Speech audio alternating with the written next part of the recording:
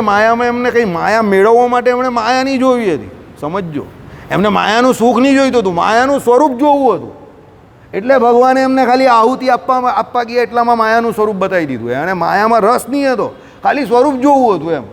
આપણે નહીં કહીએ કે પેલો એક ભાઈ એક છોકરા બધા આમ ફળિયામાં રમતા હતા અને ટેમ્પો ભરીને બધા આવ્યા, મનીષકા છે મનીષકા છે, પેલો મનીષકા છે. એટલે એક બીજો એક છોકરો હતો, કોઈ એવો બેઠેલો નથી, તેનું ઉદાહરણ આપते કે હા ભાઈ હું મનીષ છું. એટલે પેલા લોકો અંદરથી ટેમ્પામાંથી પેલા ફટકા બટકા લઈને આવ્યા અને પેલાને ધોઈ નાખ્યો, બરાબર ધોયો અને પેલા લોકો ચાલ્યા ગયા. પછી એક કાકા આવ્યા, તે કહે કે તારું નામ તો હાલા સંદીપ છે, તો તું મનીષ કેમ કહ્યું એને? તે કહે કે મારે જાણવું હતું કે લોકોને મનીષનું કામ શું છે. પેલો કાકો કહે કે જાણી લીધું કે શું કામ છે? હા કે બરાબર જાણી લીધું, આઈડિયા આવી ગયો. આવી વાત છે. એમ માર્કંડેય ઋષિને જાણવું હતું શું એ માયાનું સ્વરૂપ કેવું છે. એટલે ભગવાને એમને બતાવી દીધું. પરસેવો પરસેવો જે છૂટી ગયો અને જે કંઈ ઘટનાક્રમ ઘટ્યો, જરા પાણી આપજે, પેલા ડિસ્પોઝેબલમાં આપજે, એ પ્રમાણે. બાકી એમને માયાથી લેવાયેલા નહીં હતા, એમનો અનુભવ આખો જુદો હતો, એમની ઉપાસના આખી જુદી હતી, એમનું જ્ઞાન આખું જુદું હતું. એમને ભગવત ભક્તિ એટલી હતી કે આટલા વર્ષો સુધી તપ કર્યું, આટલા બધા ઇન્દ્રાદિક દેવતાઓ સ્વર્ગલોકનું સુખ એને આપવા આવ્યા તો એમાં લોભાયેલા નહીં. એટલે એમને જગતની કંઈ પડેલી નહીં હતી, પણ એમને એવી પેલી અંદરથી જિજ્ઞાસા કે માયા છે કેવી કે આટલા બધા લોકો એમાં તણાઈ જાય છે કે પડી જાય છે, લાવણી જરા હું પણ જોઉં એમ. સમજી ગયા? આ એવી વાત છે કે ભાઈ જે કર્મ કરીને થાકી ગયો છે, કે જે કર્મ કરતાં બીજાને જોઈ છે થાકેલા, બરાબર. હવે દાખલા તરીકે ઘણા લોકો મને પૂછે કે ભાઈ તમને કેમ આવી રીતે શાંતિ છે, કે તમે કેમ આવી રીતે રહેવું છો? મેં કહું કે ભાઈ મને બીજાની તકલીફ દેખાય એટલે મને એવું લાગે છે કે આ કરવું નહીં જોઈએ. એમાં વૈરાગ્ય નથી, આ અન્ડરસ્ટેન્ડિંગ છે કે ભાઈ આ કરવાથી તકલીફ વધારે પડે છે એટલે હું એમાં પડવા નહીં માંગતો. સમજો? અને હું જેટલું ઓછું કરું જેટલી મને એમાં શાંતિ લાગે છે એટલે હું ઓછું કરું છું. એમાં કંઈ મારે પીઠ થપથપાવા જેવી નથી. તમે વાત સમજ્યા મારી? આ અન્ડરસ્ટેન્ડિંગ છે ખાલી. દાખલા તરીકે આ ભાઈ કોઈ જગ્યા પર ગયા અને કોઈએ એને બે ચાર ગાળ દઈને કાઢી મૂક્યા, તો પછી એનું જોઈને મને સમજ નહીં પડે કે ભાઈ આની પાસે નહીં જાય તો ગાળ જ દઈ છે, તો પછી હું શું કામ જાઉં? આઈડિયા આવી ગયો? એવી અન્ડરસ્ટેન્ડિંગ છે મારી ખાલી કે ભાઈ જે જગ્યા પર આપણે જે કામ કરવા જઈએ. ગાંધી ભાઈ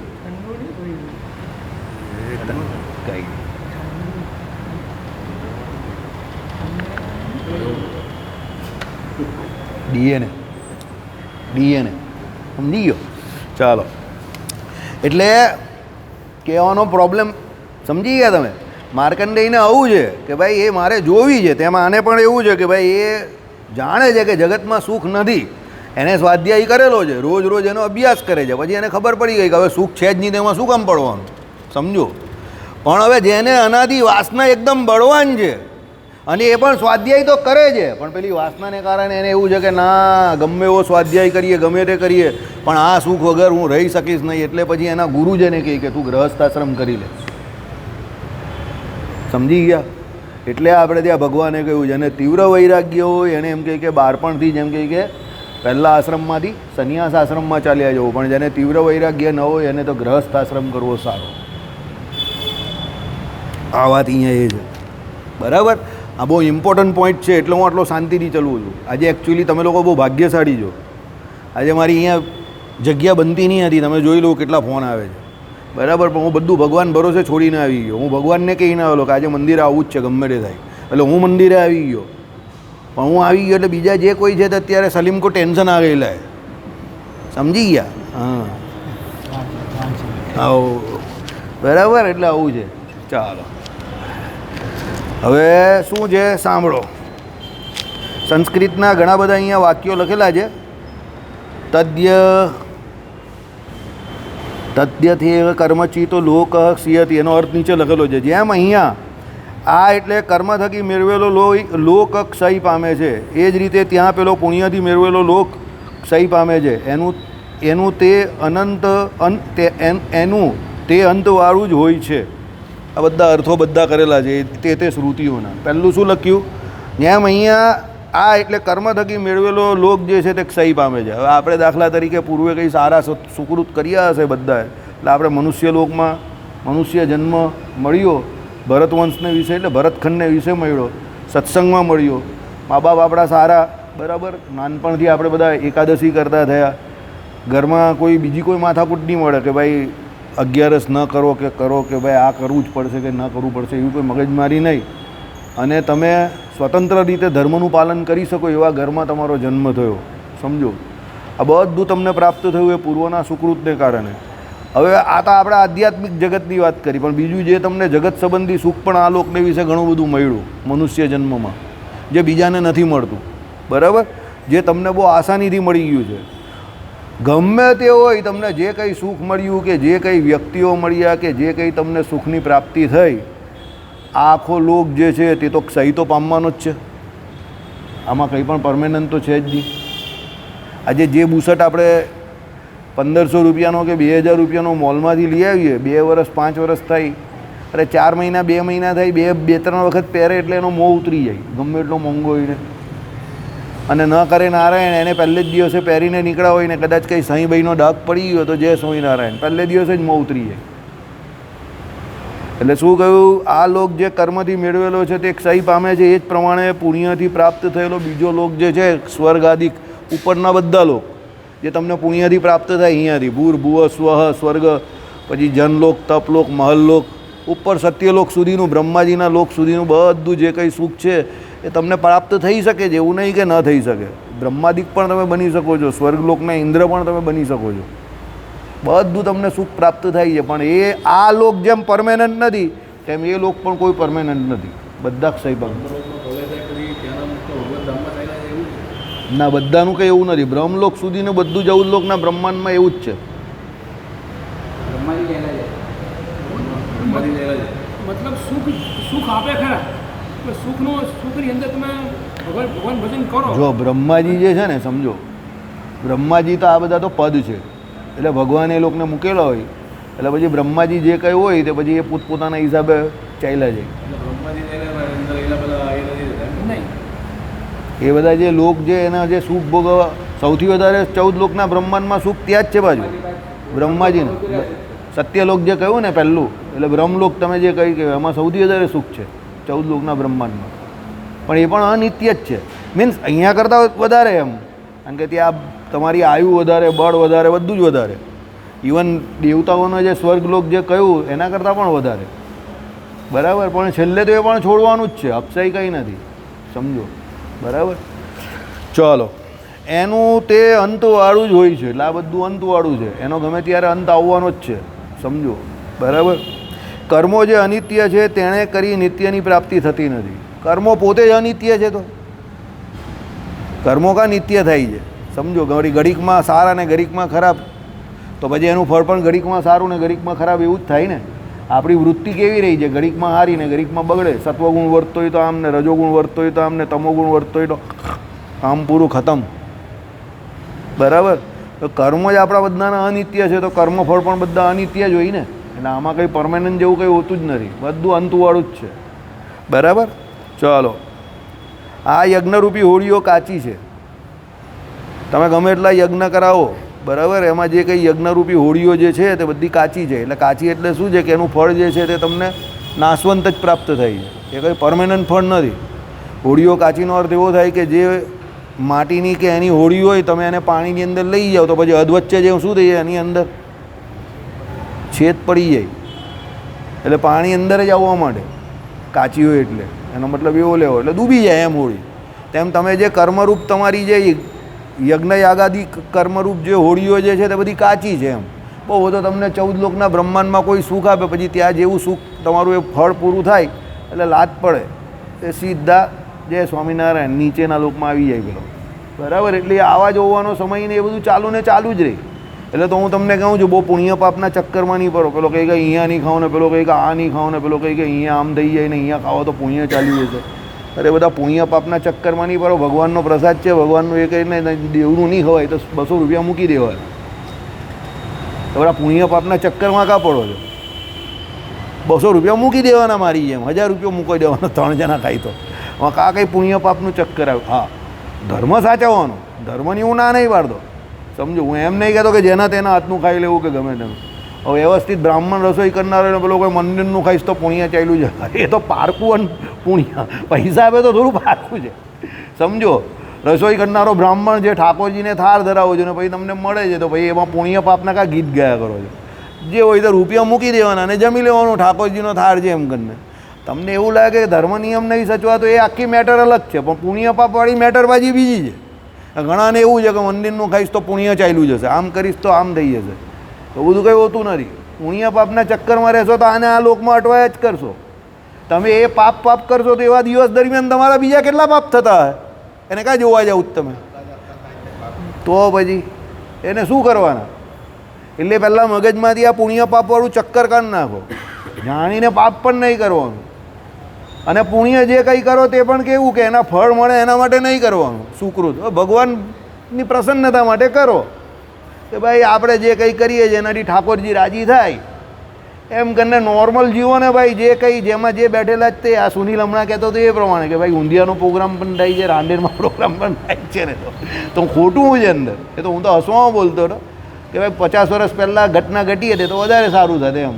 હવે આપણે પણ એના લીધે કંઈ બી દુનિયા જોવાની તો મળી, શ્રી ભાષ્ય અને ગીતા ભાષ્યના દર્શન કરવાના તો મળ્યા જ ને. આપણે પણ લાયકાત હતી કે નહીં હતી એ 2 નંબરની વાત છે, સમજી ગયા?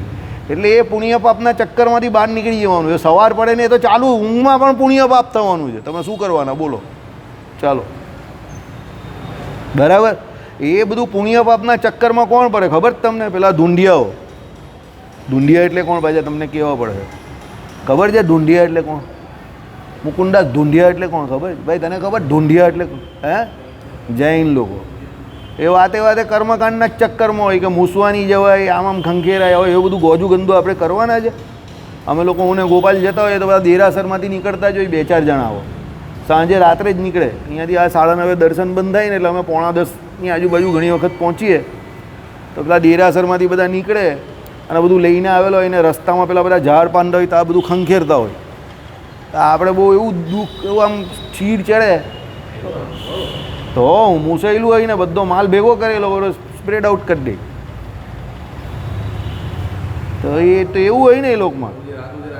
હા, એ લોકો એને સાફ નહીં કરે ને એવું બધું નહીં કરે, ટોયલેટમાં પણ નહીં જાય, બધું ભેગું કરે ને પછી એ લોકો એને સ્પ્રેડ આઉટ કરી નાખે. નહીં એટલે એ લોકોમાં પણ બધા મતાંતર છે ને. બધું આવું કરનારા નથી. પેલા જે દીક્ષાવાળા હોય ને સફેદ લુગડાવાળા જે પેલા બહેનો ને ભાઈઓ હોય ને એ લોકો જ આવું કરે. પેલા ઘરમાં રહેલા હોય એ લોકો એવું નહીં કરતા. એ બધું બહુ આપણે કહેતા પણ એવું લાગે છે તો પછી એ લોકોને કરતાં કેવું લાગતું હશે રામ જાણે. બરાબર. એટલે બહુ પુણ્ય પાપના ચક્કરમાં નહીં પડવું. એ લોકો કે એમાં બહુ બેક્ટેરિયા આવે.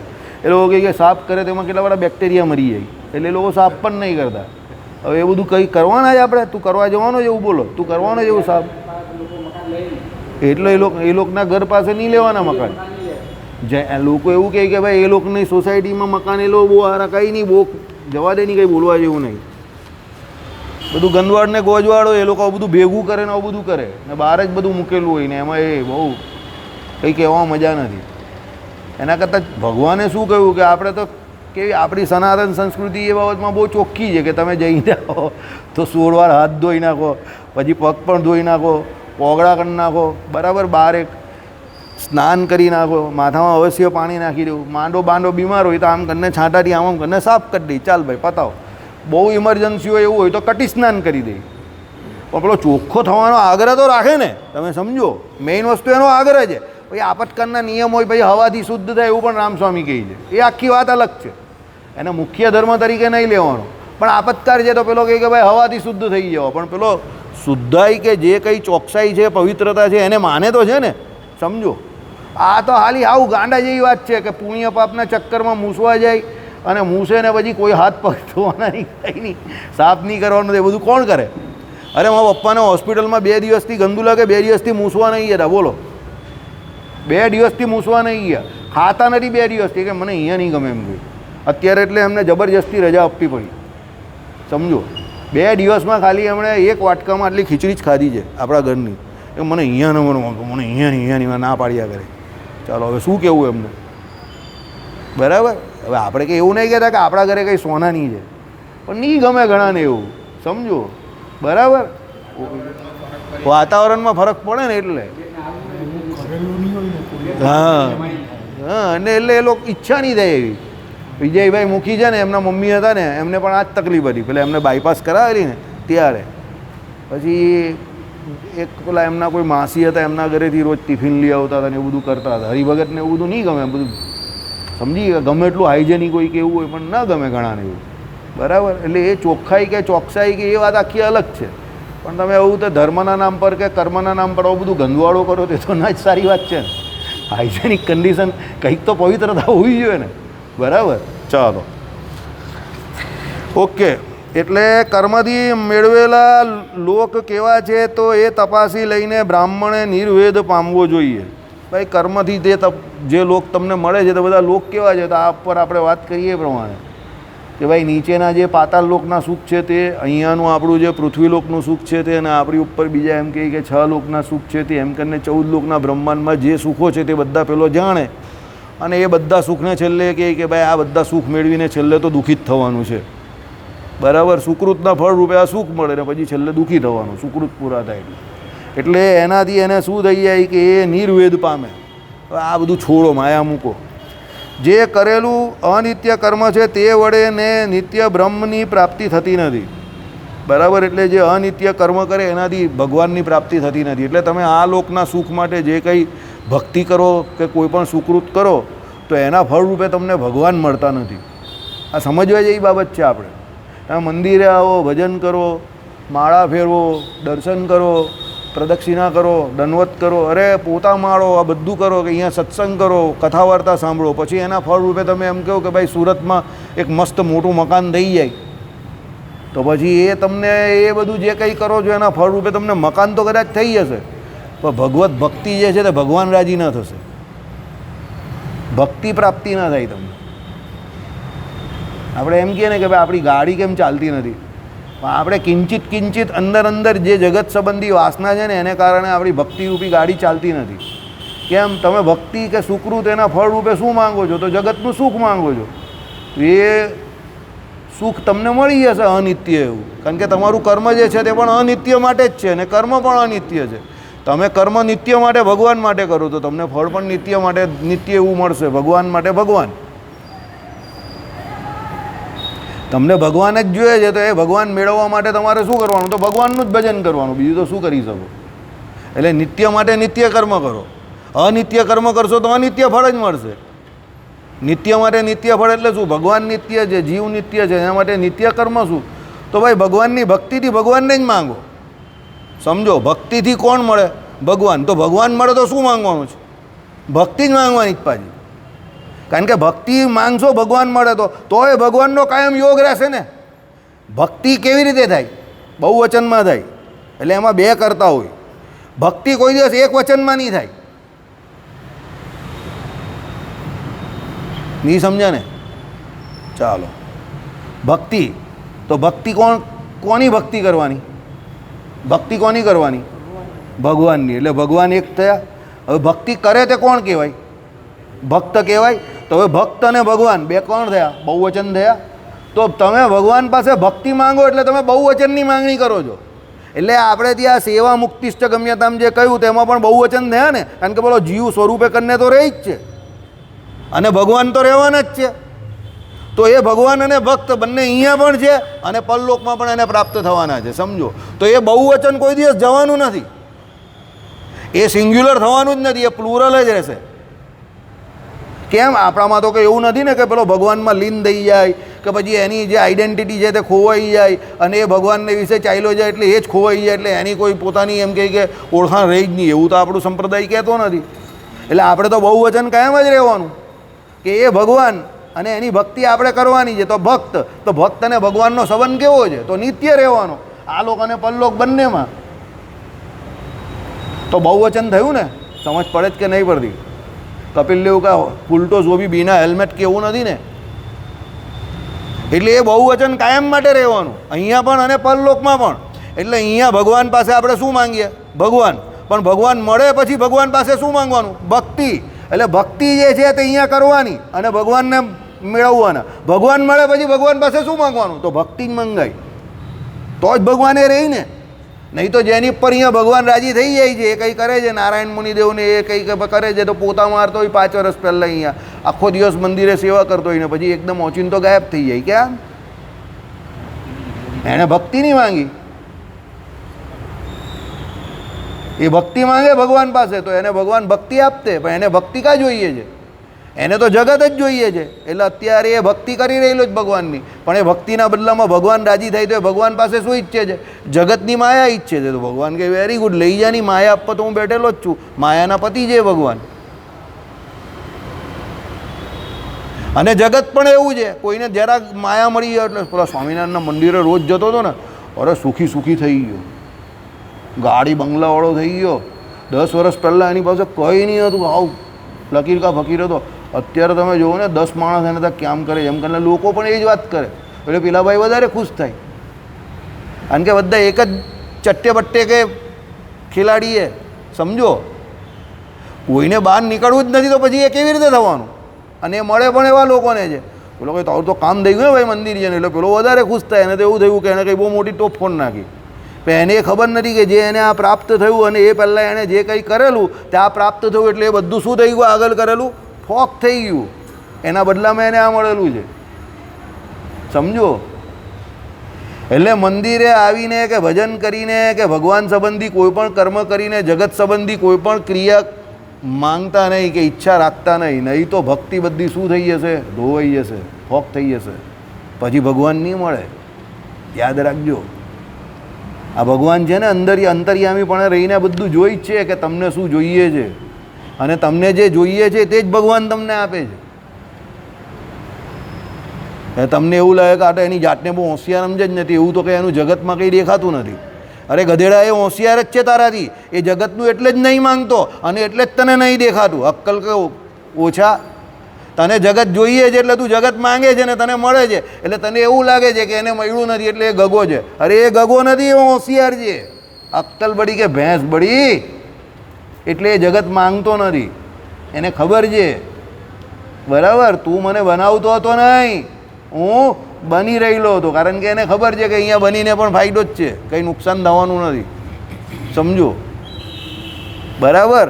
એટલે જેને જગતનું સુખ જોઈએ છે અને એ સુખ માટે જે ભગવાન પાસે આવે છે, એ જે કંઈ કર્મકાંડ કે જે કંઈ ભગવાન સંબંધી ક્રિયાઓ કરે છે એને એનાથી જગતનું સુખ તો મળી જાય છે, પણ પછી એને એનાથી ભગવાનને વિશે ભક્તિ ઉદય થતી નથી.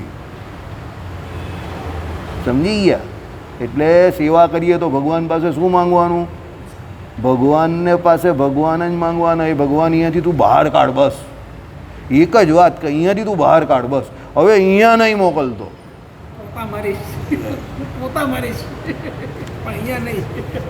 બાજુમાં બેઠેલા જ છે ભાઈ. જો તમને નોટની થપ્પી જ દેખાય ને તો જ બોલે, તો જ બોલે. યાદ રાખજો, તમે જેને જે હોય તે જ. મને નોટની થપ્પી દેખાય, મારે ત્યાં રોજ બાજુમાં આવે છે, તો મને કોઈ દિવસ મેં એને કહ્યું કે નોટની થપ્પી કાં છે? કે મેં તમને કોઈ દિવસ અહીંયા કોઈને કીધું કે તારી પાસે નોટની થપ્પી કેટલી છે? કોઈને પૂછ્યું?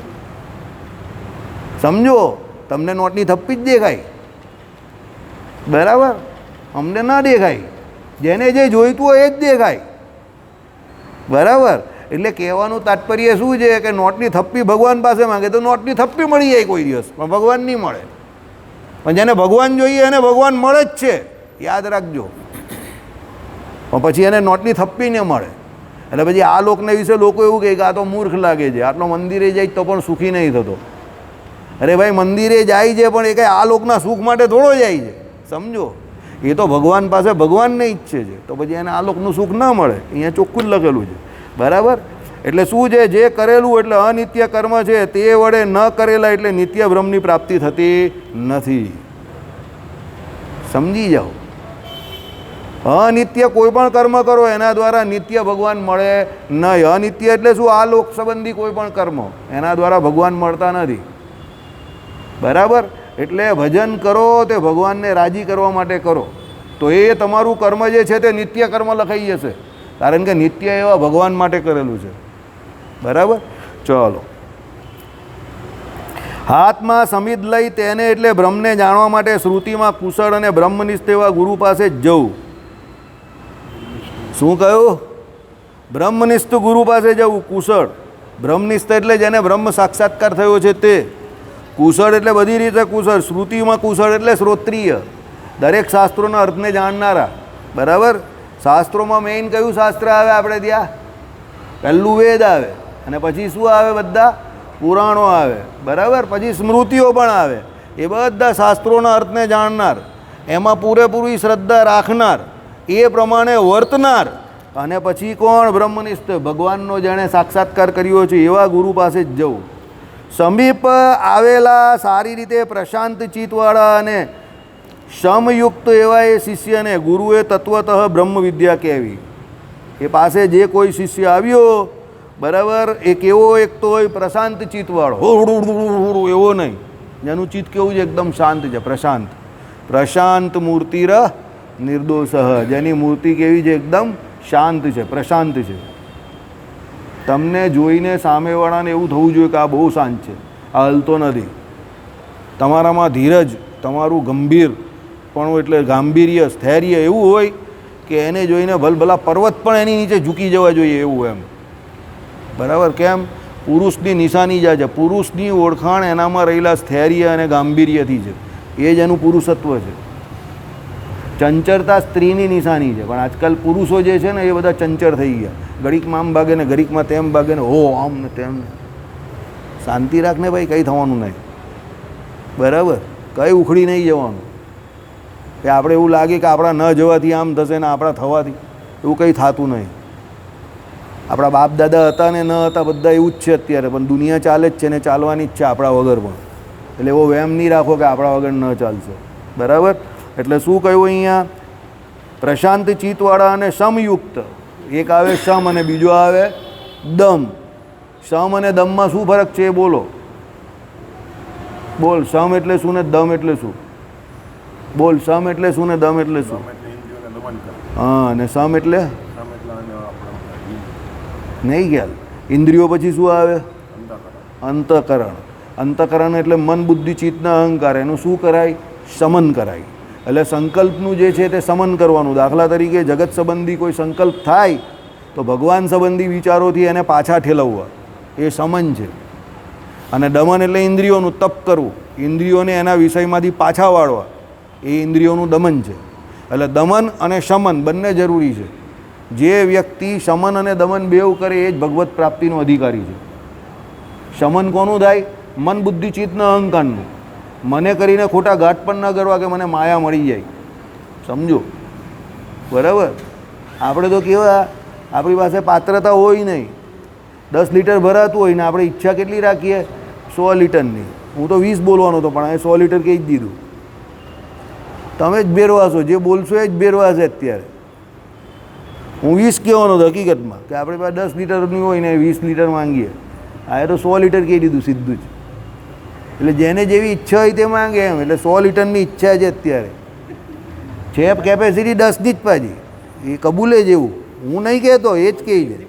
હે, એટલે એ તો એકની પણ નથી, એટલે 100 ગણું વધારે માંગે છે ભાઈ. એટલે બધા લાઈનમાં બહુ મોટી લાઈન જાય. તો એકની બાજુ 100, પછી આ બીજા નોટની થપ્પી ગણવાવાળા છે, બરાબર.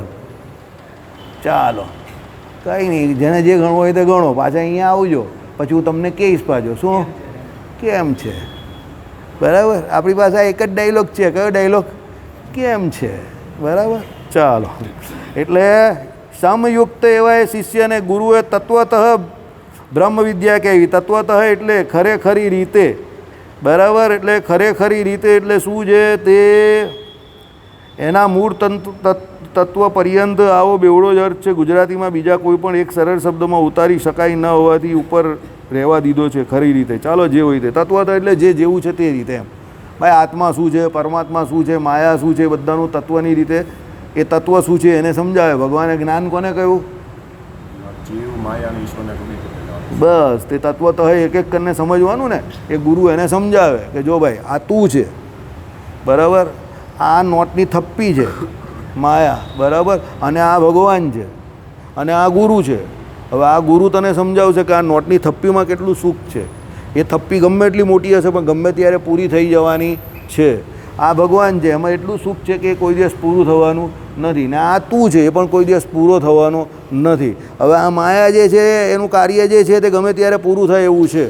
તું કાયમ રહે એવો છે ને આ ભગવાન કાયમ રહે એવા છે. બોલતા હવે તારે શું કરવું છે? ये बुलेट है, ये वॉलेट है, बोल तेरे को क्या चाहिए? આવું ગુરુ એને સમજાવે. પણ પછી પેલો વેપાર કરતો હોય તો એ વિચાર કરે કે આ ભગવાન તો ક્યારે મળશે, ક્યારે આવશે. ગુરુ તો બધું કહેતો હોય પણ આવશે પણ કે નહીં પણ આવશે. એના કરતાં થપ્પી તો સામે જ દેખાય છે, ચાલી એ લઈ લો, એટલે એ થપ્પી જ લે. ગુરુ કહે તથાસ્તુ. થપ્પી પૂરી થઈ જાય એટલે પાછો ગુરુ પાસે આવે. ગુરુ પેલી થપ્પી પૂરી થઈ ગઈ. ગુરુ કે હવે એ થપ્પી નહીં મળે, એ તારું કર્મ હતું તે પૂરું થઈ ગયું, તો હવે પાછો નવેસરથી જે કંઈ કરવાનું તે કર. બરાબર, આવું છે. એટલે ગુરુ એને જાણે ને એને તત્વતઃ બધું સમજાવે. જે વડે અક્ષર અને સત્ય પુરુષને એ જાણે. અક્ષર અને સત્ય પુરુષ કોણ? પેલા અક્ષરધામમાં જે મુક્ત જે હોય ને એ બધા શાંતિથી બેઠેલા હોય તો બેઠેલા જ રહી, પછી ઊભા નહીં થાય. જસવંતભાઈ મેવાવાળા કહી ને એ પ્રમાણે, તને કંઈ થાય તો હું બેઠેલો છું, એવું કહે ને ઘણા લોકો. શું તું ગભરાતો નહીં, તને કંઈ થાય તો હું બેઠેલો છું. આવા વાક્યથી બહુ ડરીને ચાલવું. કેમ? એ પોતે જ કહે કે બેઠેલો છે, એટલે તમને કંઈ થાય તો એ ઊભો થવાનો નથી, એટલે એ બેઠેલો જ રહેશે. સમજી ગયા? ગુજરાતી ભાષા બહુ વિચિત્ર છે. શું કહે? તને કંઈ થાય તો હું બેઠેલો જ છું. બરાબર, ચાલો. એટલે અક્ષર અને સત્ય પુરુષને એ જાણે. બ્રહ્મને જાણનારો પરને પામે છે. એટલે ભગવાનને જે જાણે તે ભગવાન જે પર તત્વ જે છે એને પામી જાય. જાણનારો એટલે એનો સાક્ષાત્કાર કરનારો. અહીંયા જાણનારો એટલે ખાલી પુસ્તકમાંથી આમ જાણી લીધું એટલે જાણનારો નહીં, પણ એ પુસ્તકમાંથી નહીં, પણ સાક્ષાત્કારી જે બ્રહ્મ સાક્ષાત્કારી જે છે તે પર પરમાત્માને પામે. એ એકને જ જુએ છે, તેને મૃત્યુ રહેતું નથી. એટલે એ જે ભગવાનને જોઈ પછી એને કાયમ માટે મરવું પડતું નથી. મરવાનું કોને હોય? જે ભગવાનને નથી જાણતો તે. કેમ ભાઈ? ભગવાનને નથી જાણતો એટલે આ લોકને પરલોકને વિશે ગમન કર્યા કરે, અને ગમન કર્યા કરે એટલે મર્યા કરે, ને જન્મ્યા કરે, જન્મ્યા કરે ને મર્યા કરે. જો ભગવાનને ઓળખી જાય, હવે એક વખત ભગવાનને ઓળખો ને ભગવાનના ધામમાં ગયો તો પછી એ મરવાનો જ નથી. પછી ઉસકા બોડી કિસકા લોખંડ કા બોડી બન જાતા હૈ, અપ્રાકૃત દિવ્ય દ્રવ્યનું. એ બોડી એનું કેવું તૂટે એવું જ નહીં હોય, જાય એવું જ ન હોય, એટલે પછી મરવાનો કાર્ય. બરાબર, ચલો. જે એને જુએ છે એ મૃત્યુને જોતો નથી. જે ભગવાનને જુએ એ મૃત્યુને જોતો નથી. પછી એને શરીરનું મૃત્યુ એવું કંઈ મૃત્યુ જેવું આવતું જ નથી. શરીર તો પડવાનું હોય તો પડે, ન પડે તો એને શું લેવા દેવા? અરે પડવાનું તો છે જ ગમે ત્યારે, હવે એને કાંઈ એની જોડે લેવા દેવા.